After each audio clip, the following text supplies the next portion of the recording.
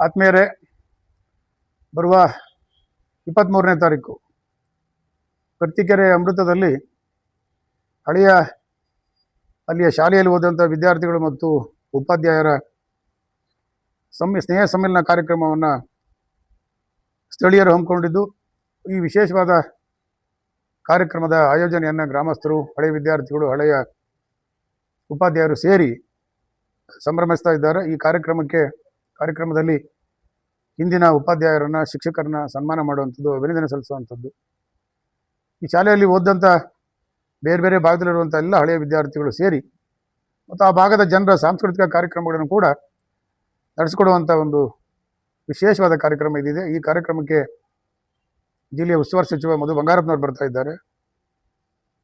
ಶಾಸಕರಾದ ಜ್ಞಾನೇಂದ್ರ ಅವರು, ಲೋಕಸಭಾ ಸದಸ್ಯ ರಾಘವೇಂದ್ರ ಅವರು, ಹೀಗೆ ವಿಧಾನ ಪರಿಷತ್ ಸದಸ್ಯರು, ಬೇರೆ ಬೇರೆ ಭಾಗದ ಜನಪ್ರತಿನಿಧಿಗಳು ಕೂಡ ಇಲ್ಲಿ ಬರ್ತಾ ಇದ್ದಾರೆ. ದಯಮಾಡಿ ಬಹಳ ವಿಶೇಷವಾದ ಕಾರ್ಯಕ್ರಮವನ್ನು ಮಾಡಬೇಕು ಅನ್ನುವಂಥ ಆಲೋಚನೆಯನ್ನು ಮಾಡಿ ಆಯೋಜಕರುಗಳೆಲ್ಲ ಸೇರಿ ವಿಶೇಷವಾದ ರೀತಿಯಲ್ಲಿ ಈ ಕಾರ್ಯಕ್ರಮ ನಡೆಸಿಕೊಡ್ತಾ ಇದ್ದಾರೆ. ದಯವಿಟ್ಟು ಎಲ್ಲರೂ ಬರಬೇಕು, ಈ ಕಾರ್ಯಕ್ರಮದಲ್ಲಿ ಸಂಭ್ರಮದಲ್ಲಿ ಪಾಲ್ಗೊಳ್ಳಬೇಕು ಮತ್ತು ಈ ಕಾರ್ಯಕ್ರಮದ ಯಶಸ್ವಿಗೆ ತಾವೆಲ್ಲ ಭಾಗಿಯಾಗಬೇಕು ಅನ್ನುವಂಥದ್ದು ನನ್ನ ಮನವಿ.